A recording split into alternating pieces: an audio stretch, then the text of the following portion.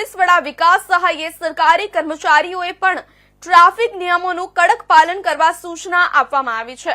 જેમાં ફરજ ઉપર આવતા કર્મચારીઓએ હેલ્મેટ ન પહેર્યું હોય તો તેમની સામે દંડકીય કાર્યવાહી કરવા માટે કચેરીઓના અવરજવરના માર્ગ ઉપર પોલીસ દ્વારા સઘન ચેકિંગ હાથ ધરવામાં આવ્યું છે।